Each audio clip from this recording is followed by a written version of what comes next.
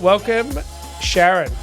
Oh, that's very formal, Adam Diamond. You have told me that I need to be more formal in these types of circumstances, so I'm just trying to appease you, given what we're about to talk about. That would be the founder trap and all the things that I should be doing that I don't do. No, this is not about you. This is A little about bit. what we see in businesses every day. And sometimes in our own businesses. Correct. Well, of course we're going to see it in our own business, and we often talk about that. So, yeah, today's really about, we've touched on this in other episodes, but today it's going to be a focus because we see a lot of our clients, they're growing businesses, and what does that actually mean for the founder as the business grows? Does their role need to change? Do they need to grow with the business, and what does that actually look like? It's tough. Living it. You're living it. Living it. We can do this episode and you can talk from the founder perspective, and then I can just kind of push things into you and go, what do you think about this? It's great. I feel like that's definitely how we're going to do it. All right, let's do that then. So let me start with something then, because we hear this all the time, and we hear nobody can do it as well as me. What does that mean when you hear that as the founder of Juno? When I say that?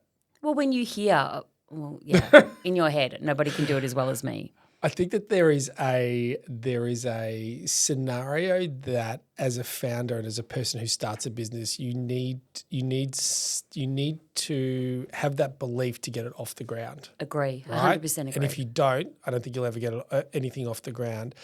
I think though that what happens is that you get relegated to doing more and more of a smaller and smaller piece. I mean, as you grow, you can't do everything right, and you have to maintain that belief that you are the best and that you are the only person that can do that. And I think that's the challenging part, because as a business grows, it doesn't necessarily need that specificness of excellence, because it needs some of it, but you need to be. Your role as the founder needs to change, and it's hard. And when you see other people coming into the business and doing things not the way that you do them, right, wrong, or whatever, that's a challenging thing, because I always go, well, I did that back there. I've done that before. I've done it. But yes, I suppose the business does change, and the people that you get on the journey for the business do things differently. That's challenging. That's really, really challenging. Yeah, to your point, I think that the founder does do everything at the start. They're the doer, they're the manager, they're the leader, they're the visionary, they're everything. Yeah. And then as people come into the business, they have to let go of something, so or not. And what we see when business owners don't let go of that, they're still trying to do everything, yet they have a team around them where they're not sort of letting that team actually step up because they're not prepared to let go, because the mindset still is around, I do everything better. I'm the one that can do it the best. I think, and we've talked about this a lot. I think that there's a great example, and this isn't a skill. This is something different, and I go momentum. And I would say that there is a momentum that I run at, and particularly when working on a sales, like the growth and stuff like that, which I tend to work on at Juno.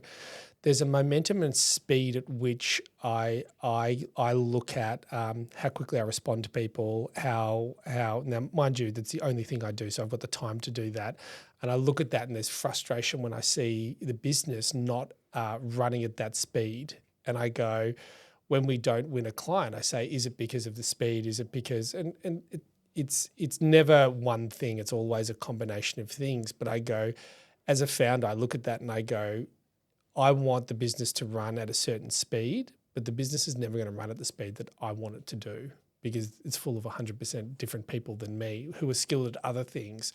That's still a frustration, right? And it's something that you just have to, suck it up and kind of get over some of those things.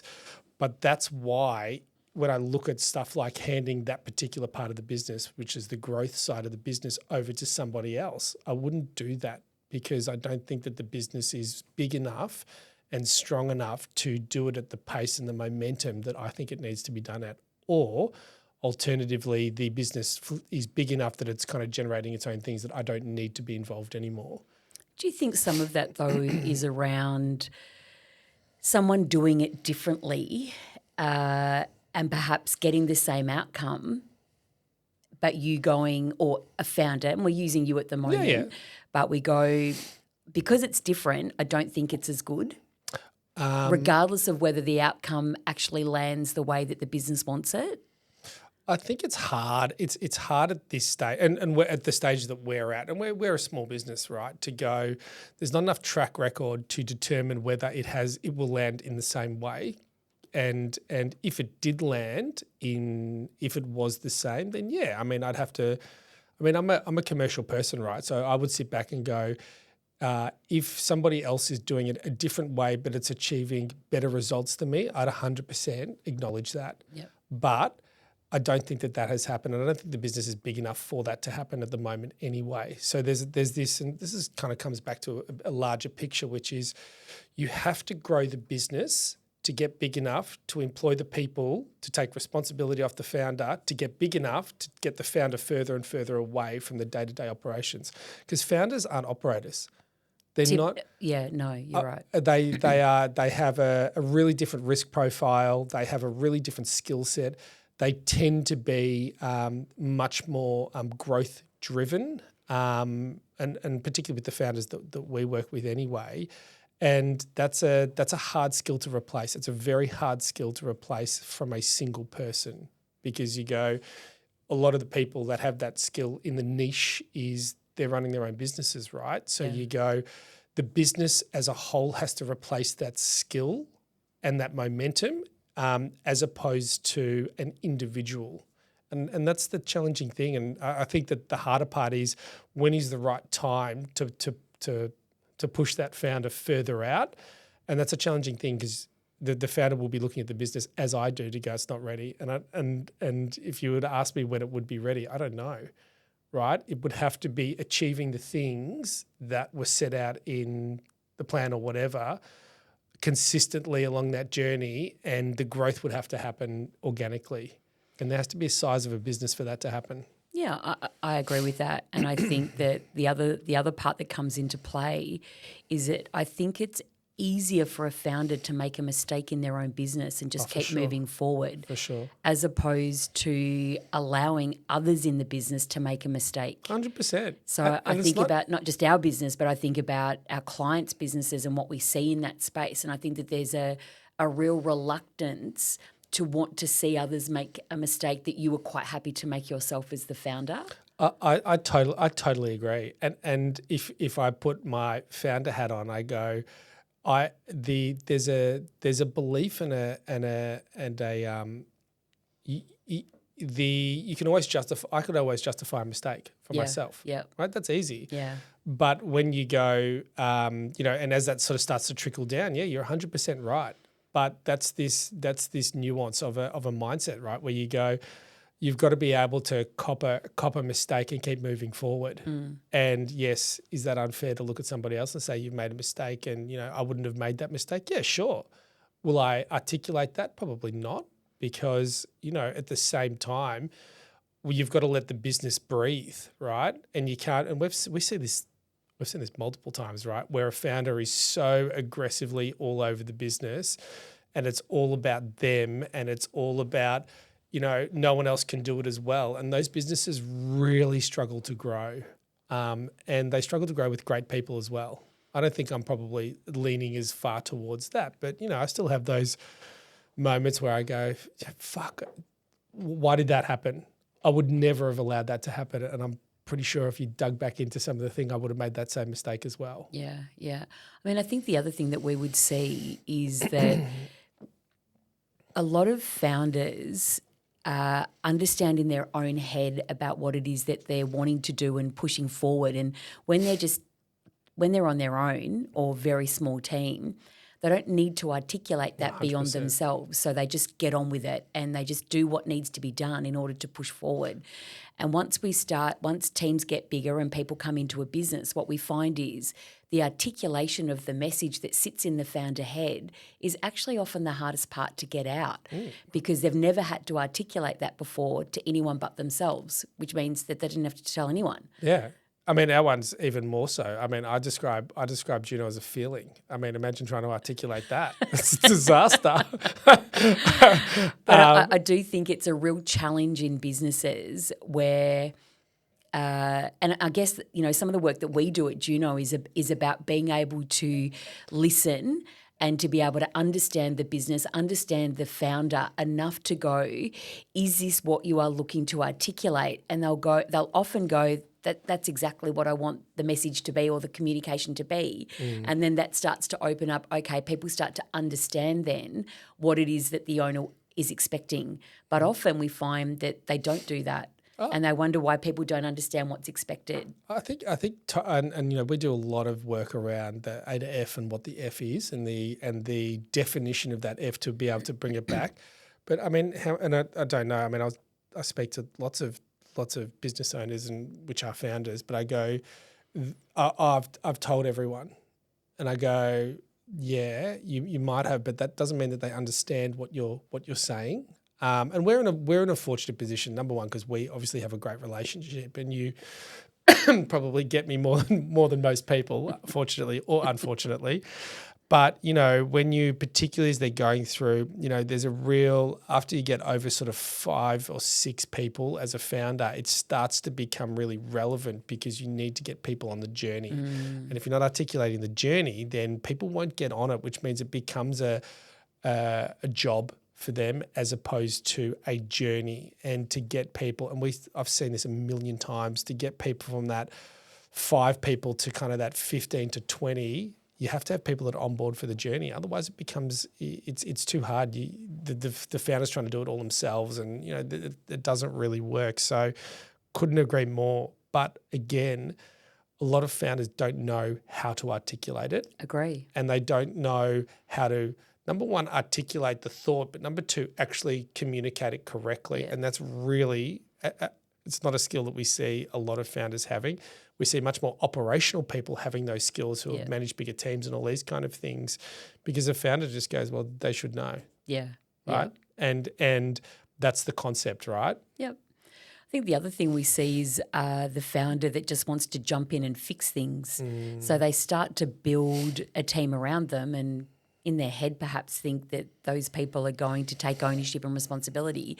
But when something happens and it starts to go to shit, they're like, oh, I'll just jump in and fix that. Yeah. And what does that then do to everybody else in the team when founders are doing that? Do you know, it's actually funny, Stu, one of our advisors, he uses this saying, which I actually really like. I'm not going to get it exactly right, so he's probably going to kill me for this.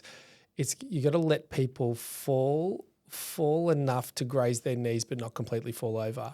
And I'm like, I like that as a concept, because it's a great way to say you've got to let people take the responsibility and the accountability to do what you say. Now, no, you don't want them to do something that's going to absolutely decimate the business, but you've got to give them the ability to fail is a harsh word, but not make some mistakes along the way, because that then drives that accountability, that then drives I'm part of this journey, that then drives the overarching, the founder goal and the journey to push it forward. Yeah.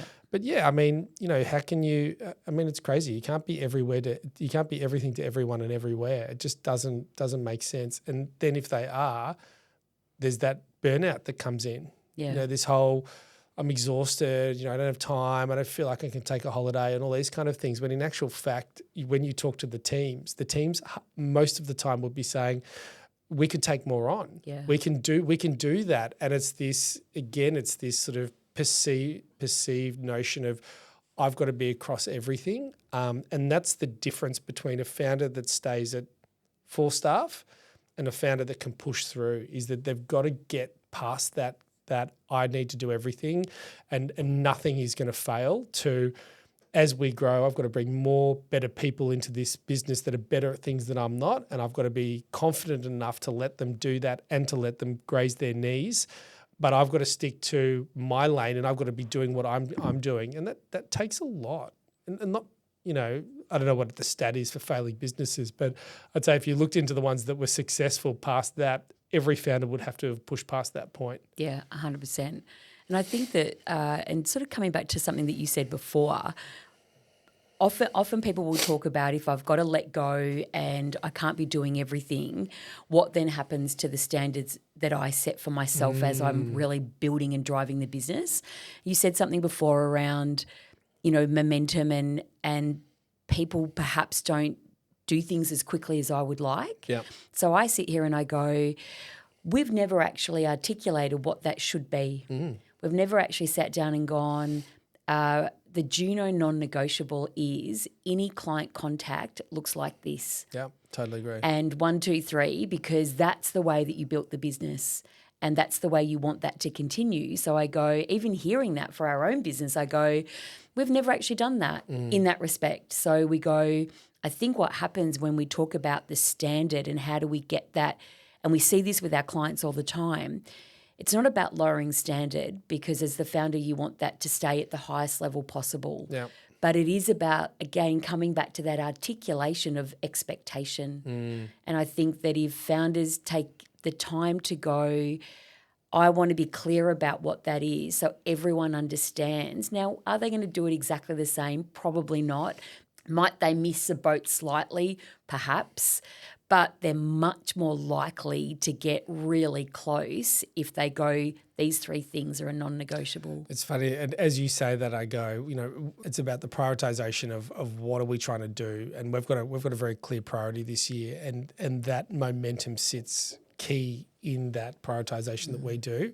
So yeah, I mean, and I think that as there's always a fight for what's most important in my mind. And I actually don't love the word founder. There's business owners, right? Yeah. And there's a risk profile that some people go, well, fuck it, I'm going to go do it myself, and some people don't. So, I mean, that's probably more the way that I see it. But there's always a priority and the priorities change, right? So it's like, I've got all this thing, the weight's on your shoulders, I've got all these things I have to manage. I can't give that up because, this will happen if that, and I can't give that up if this will happen. And as you grow, you have to start slicing off those bits and pieces to push down. But I think you're right. I mean, it's got to be the things that you're taking off need to be aligned to what the overarching priority is. And then, if our priority was growth, then the momentum of the response time to, a potential lead, that would be significant to define and to communicate that correctly. Yeah. And that's probably part of this, this driving force. And there's the other thing is it's there's an assumption there as well. What and this is going to sound terrible, but why can't they do it like me? What is that? Why? And inevitably, no one's going to do it like you. Right? Everyone's going to do things differently, but it's, you've got to be confident in the fact that you've got the right people around you that are going to do the right thing and assist in the overarching growth. But how do you get that if you haven't defined, what it is? And these are all the issues that you keep sort of coming back to, and you're like, it's all well and good to sit there and be shitty because something's not happening. But had you told them? Have you told them what the expectation is? Have you told them what the outcome is? Have you told them, that this is, these are your feelings and your thoughts? But, at the same time, I mean, I'd probably this is probably looking back a little bit. I think we're probably in a bit of a different position now. You go, I don't want to upset the apple cart. I don't want to, I'm not confident to have such a strong conversation. And sometimes you can't have strong conversations at the start, right? Sometimes there is some more flexibility and leniency that you have to give clients, suppliers, staff members, everything, because, if you're so brutal on what it is, you're going to get no clients, you're going to get no staff, and you're going to get no suppliers. So there's probably a sort of as the business moves past its, I would call it an infancy stage, and you get into a medium stage, your business is big enough to probably bring back some of those standards and probably, be a little bit stronger on certain things that'll more relevant to your overarching goal. That's hard because a founder wouldn't necessarily have the skills, a little bit different in our circumstances, but the skills and the ability to do that the way it needs to be done. Because then what you're doing is you're changing legacy. It's like, well, you used to be super cool about this, but now you're not. And that's challenging, right? And it's challenging and we've all been employees, right? It's challenging for an employee to go, well, it was all right for me to be 5 minutes late to a meeting, and now what? You've just changed your mind? But I think I look at that and I think about all of our clients that we're working with and doing exactly that with them. Yeah. That's the evolution of a business. Correct. And the evolution of the owner of the business, because, we often talk about the people that you had at the start of the inception of your business. They're not always the people that will get you to where you need to go. Totally agree. And even the owner could come into that space. And that's pretty confronting when you're sitting there going, can you take it where it needs to go? I think owners that really reflect on that and go, I want to be that person, but I need to work in these areas, are the owners that really make it happen.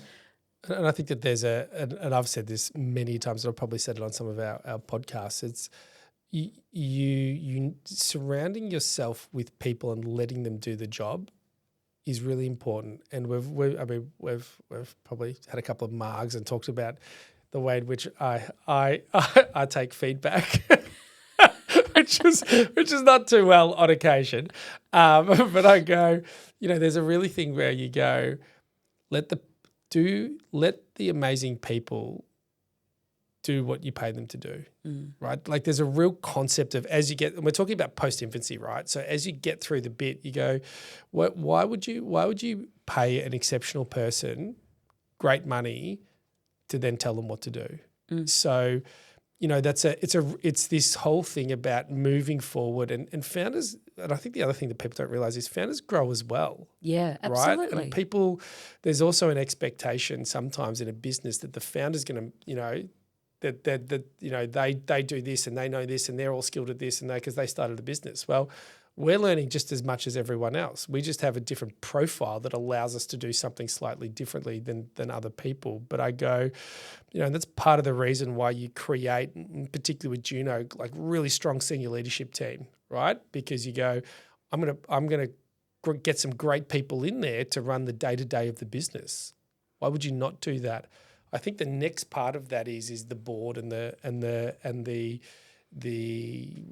you and I are probably a little bit different, but the board and a group of other people to help the founders and the senior people in the business to drive further beyond their capability and level. And then that's a tough pill to swallow, but if you genuinely want to grow the business, then you have to know, from my perspective anyway, when you do have to step aside. Yeah. Now, you're never going to step aside, I think. Well, I'll never step aside from the business totally. I'll always be doing something.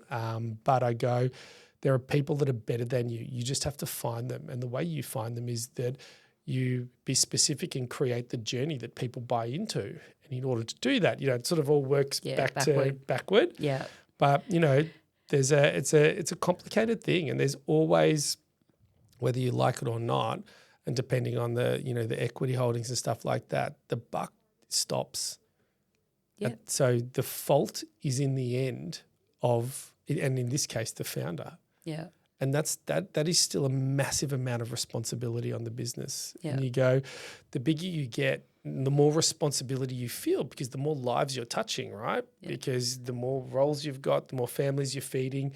And I think people, I don't think people realise that that sits on the founder's shoulders and super heavily. Yeah. And you go, when you have a couple of bad months, it's not like that's okay. It's like, well, shit, how are we going to do this? Because it's more than just you. And that's the opposite, right? It's when it's just you, it's pretty easy. You can make all these decisions because the only person you're letting down is yourself. Yeah.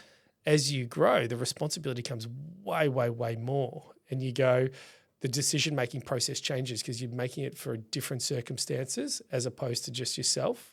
Yeah. And sorry. So I was going to say, I think because of that, some of the things that we've talked about today become even more important. Correct. Because as your business grows and that does weigh more heavily because you've got more people involved, even more so, why wouldn't you go out and find people that can actually do parts of your business better than you? Totally agree. And I think that being able to recognise that, and we were onboarding a new client just this week, and we talked about the roles of the two business owners, And then we talk through, what do you think your role might look like in a few years' time when we're talking about the growth of the business?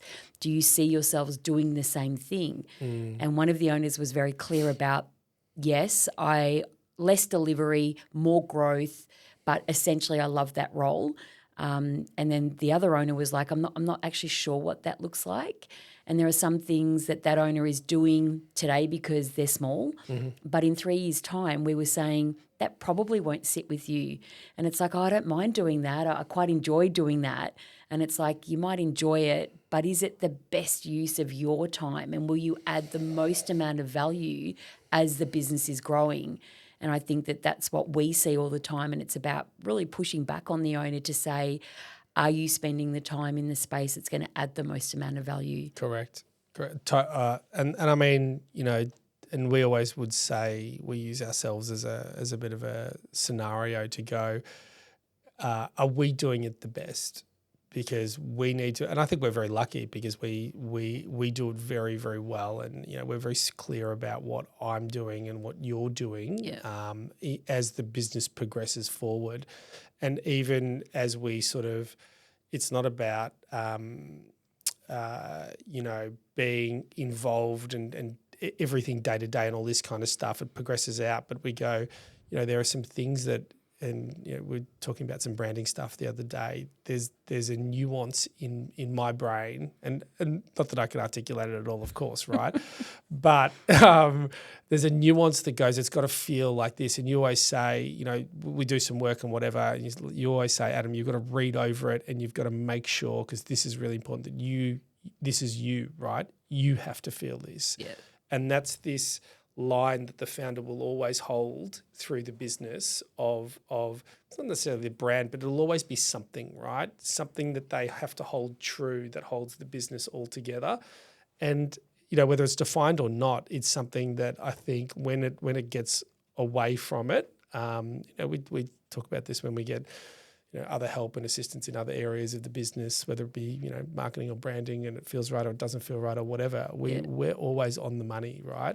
We're always in the scenario of, we might not be experts at whatever, but we know the feeling. And I think that that's something that it's nearly undefinable, but you have to keep it, right? Because that's some of the specialness of all businesses. Yeah. And I mean, back to the articulation of that, it's not easy. No. And I think that it can, and we talk to business, I mean, we're dealing with, business owners every day. It can take years for a business to articulate that. And then a business that's continually evolving, it needs to often evolve with it. So it's not just we've defined something today and that's going to stay with us forever. It's something that you've got to keep coming back to as your business evolves and grows. But I think for today we're talking about bottlenecks, founders that create the bottleneck, and we go, if there are things that you're doing in your business that you're thinking about, am I in fact a bottleneck? I mean, how would we define those? We go, if you're still doing everything and think you're the only one that can do everything, there's a bottleneck to growth. Or if if people are waiting on you consistently, that's a tough one, right? Because to make decisions. That's a tough one because that goes. The business is depending on how busy the business is and whatever. But yeah, I mean, if you're always waiting on, there's not just us, but I go most businesses that we talk to. The people are waiting on either a manager or the founder for decisions in certain areas, and that's part of it until the founder steps out more completely. But that's a great one. And the funny thing is that if you look at and you take that back and you look at that information, you go, well, what type of thing are you waiting on? That's a great way to start carving off the things that, and we did this with onboarding, right, with our clients. It's freed up heaps of my time, and it's a way better process now, right?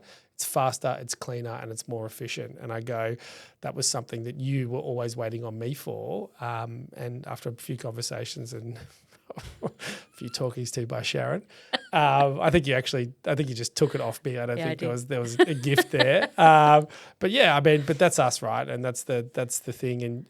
And being open to that and understanding that, we've got great people around us. That's the important thing. Yeah, I mean, and I think it's also comes down to what we see a lot is if you're delegating just a task rather than delegating ownership and a responsibility of something, it will always keep coming back. So again, I think that bottleneck of the owner, if you're listening to this and you're going, yeah, I do that often, it's like if you've got to delegate an outcome. Yeah, for sure. So someone can then own it from start to finish. So because if it's just a task, they'll invariably keep coming back. And so you don't let go of being that bottleneck rather than going, they've got to own it.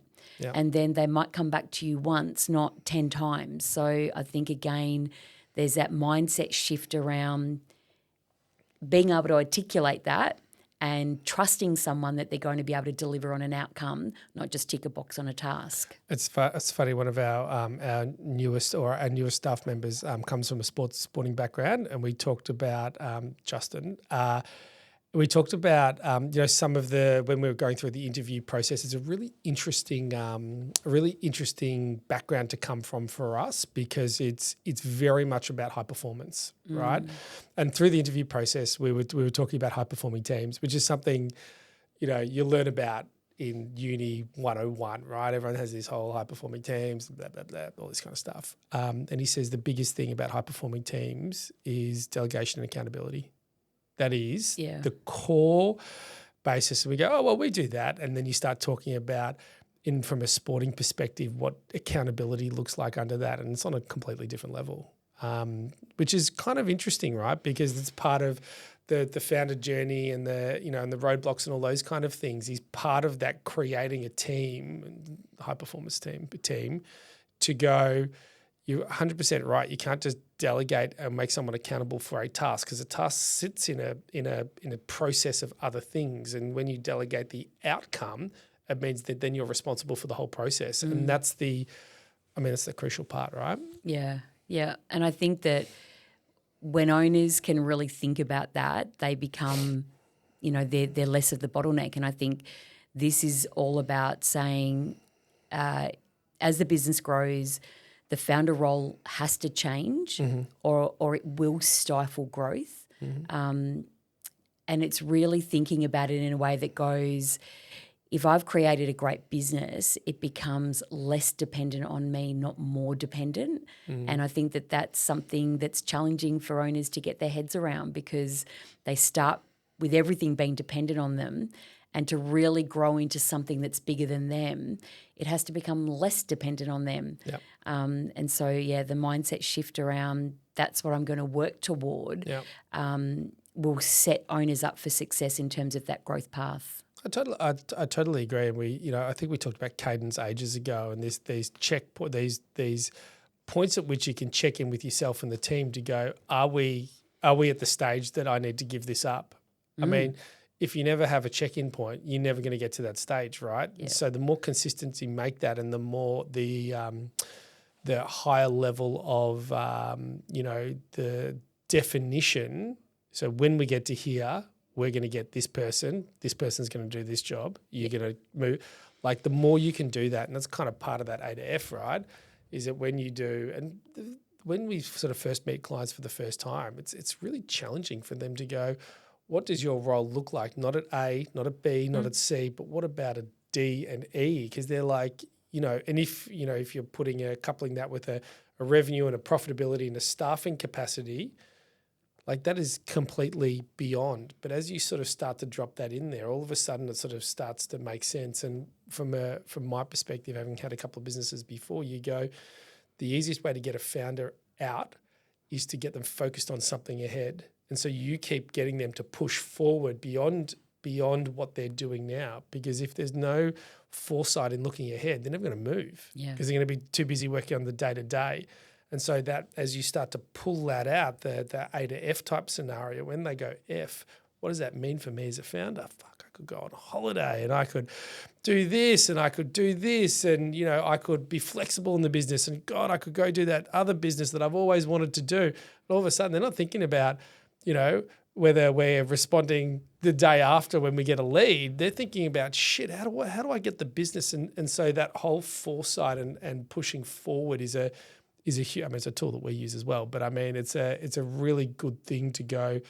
It's not about today, learning from yesterday, not about today, it's about the future. Yeah. And that's the push forward. Yep. So to all those founders out there, we say, as your business is growing, you got to change. While we go, I think the question is around, are you? Yes. High five, Sharron. Great work.